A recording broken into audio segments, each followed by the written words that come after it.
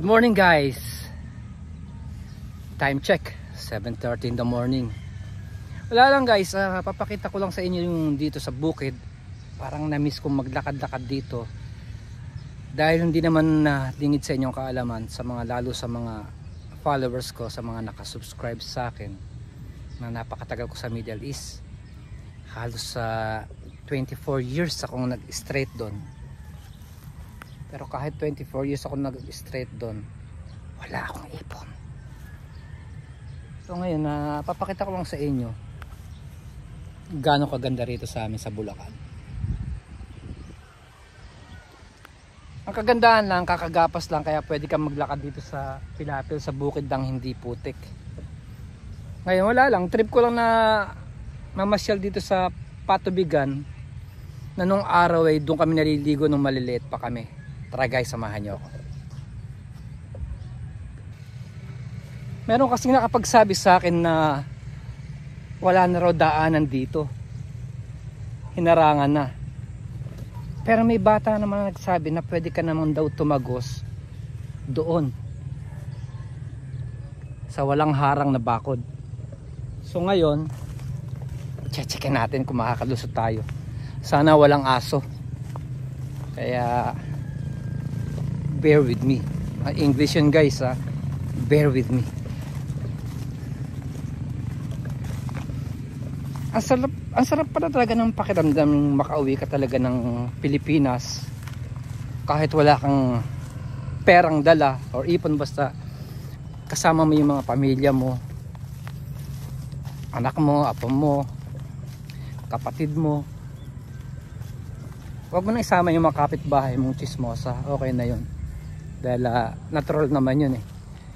Boy, saan ang daanan? Sama mo nga ako. Nakakita ako ng batang hamog. Batang hamog ka ba? Baka sa mo ko dalhin ah. Naloko lang yung bata. Ayan oh. Daanan pala dito.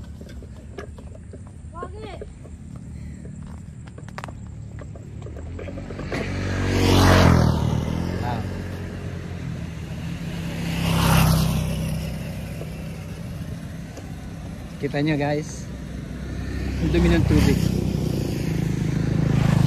Nung araw nung maliliit pa kami guys, dito kami nililigo magkakapatid at ang aking mga kaibigan. Malalim to nung araw. At saka hindi siya sementado. Dati lupa yan. Kagaya nga yung sinabi ko, 24 years akong di umuwi. Kaya ang laki ng pagbabago dito. Sementado na, pati yung ano niya, gilid, meron na rin siyang wall. So ayan, kita mo, may mga nag-exercise dyan, may mga nag-jogging. Kasi nga, malinis na siya. Minsan mataas din yung tubig dyan, may mga bata pa rin naliligo. Pagka tuluyan daloy ng Agos, lumilinis naman siya. Hay ka nga, ayun yung tour guide ko.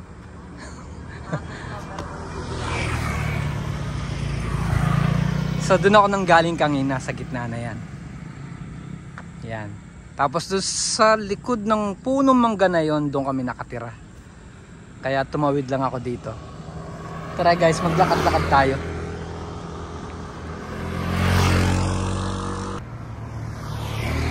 Napakasarap lang guys i-reminisce or balik-balikan yung ating kabataan nung araw, no? Pero ngayon kita mo, tsura ko, ang dami ko ng wrinkles. May edad na rin ako, 54 years old. By January, 55 na ako.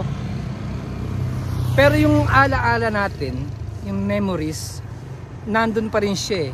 Kaya hindi nawawala yung ating kabataan, yung ating kakulitan. Kaya yun, sarap balik-balikan yung mga ala-ala na nabuo nung araw. Alokohan, parang wala yata akong maalalang kabutihan, lahat kalokohan. At saka ang dami ng pagbabago dito, ang dami ng bahay, paglalakihan.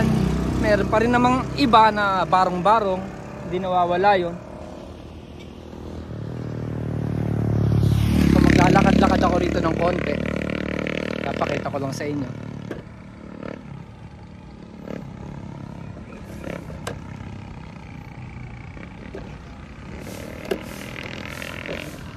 Ayan guys, oh. Yung kumakaway na yan, sa akin, dati kong kababata yan. Dati ang let lang yan. Ang let lang yan, siguro kakapraso lang yan bago ko nag-abroad. Ngayon katamo dumating ako, ang laki na. Hindi ko na alam kung ilan na yung anak niya o ano. Kasi nga, ang tagal ko nawala dito sa Pilipinas, kaya nakakamiss.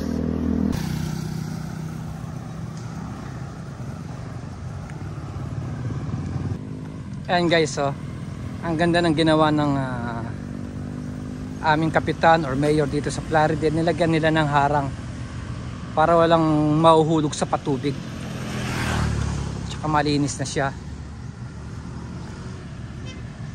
Simula nung nasimento to, ang dami nang dumadaan ng mga motor, mga sasakyan. Siyempre, mabilis na yung transportation niya nung nasimento siya. Dati nung araw kasi 30 years ago, lupa lang to eh. Walang masyadong dumadaan dito eh. Walang nagja-jogging. Hindi naman uso jogging nung araw. Ngayon na lang nauso yan.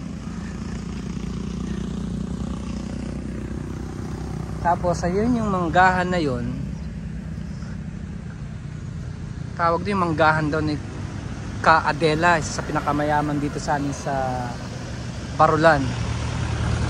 Walang bako dyan dati. Diyan kami nagnanakaw ng mangga ng aming kaming magkakaibigan. Nakaw talaga, hindi hingi. Wala naman sumasaway, gawa ng wala naman din silang pakialam. Dahil di naman namin kayang ubusin yung puno ng bunga ng mangga na yan, napakarami niya. Doon hanggang doon yan sa likod. Tapos punta tayo rito sa bandang Lipana.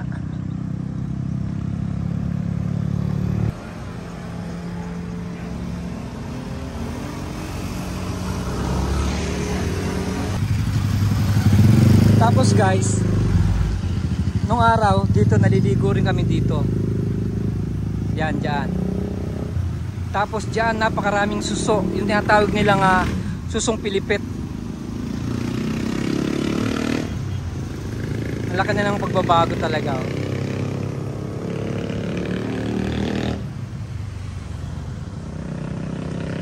Naalala ko ba dati, yung kapatid ng kaibigan ko, ng classmate ko, yung kapatid niya ritong bata, nahulog dito, nalunod. Dito siya nalunod, dito siya namatay. Kaya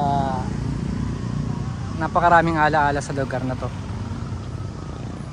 At nung araw guys, dito kami naghahabol ang magkakapatid, lalo na pagka umuulan, dito kami naglalaro. Tsaka dito rin kami nananalangka. Talangka ba tawag doon o alimasag? Palagay ko talangka. Yung sa pilapil na yan, may mga butas yan pagka may tubig. Tapos malambot po yan, diyan po lumulusot yung mga talangka, dinudukot namin yan. Minsan nakukuha namin bubuli, minsan ahas. Kaya ang sarap balik-balikan guys. Mahaba yan, nagkaroon na lang na siya ng bahay. Itong bukid na to napakahaba yan, hanggang doon yan sa may manggahan. Kaya lang mga may kapatayo na kasi ng bahay. Hindi ako masyado nakapag-video guys. Gawa ng ang dami nakakakilala sa akin, napapahinto ako, konting kwentuhan. Pero ngayon papauwi na ako. Medyo malayo-layo rin yung nalakad ko.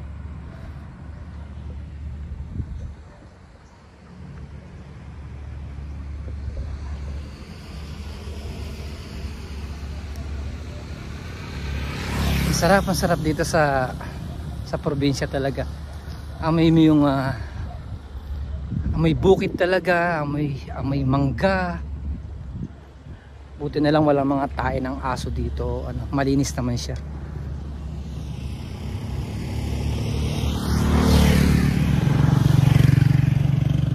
Okay guys, ganun na lang. Sa susunod po ulit natin na pagkikita. Sana po huwag niyong kalimutan mag-subscribe. Nabubulo. Huwag niyong kalimutan mag-subscribe sa aking channel. At sa mga nakasubscribe naman, maraming salamat sa inyo guys. dahil na-reach ko na yung 10,000 na subscribers sa aking YouTube channel. Keep safe. Love you guys.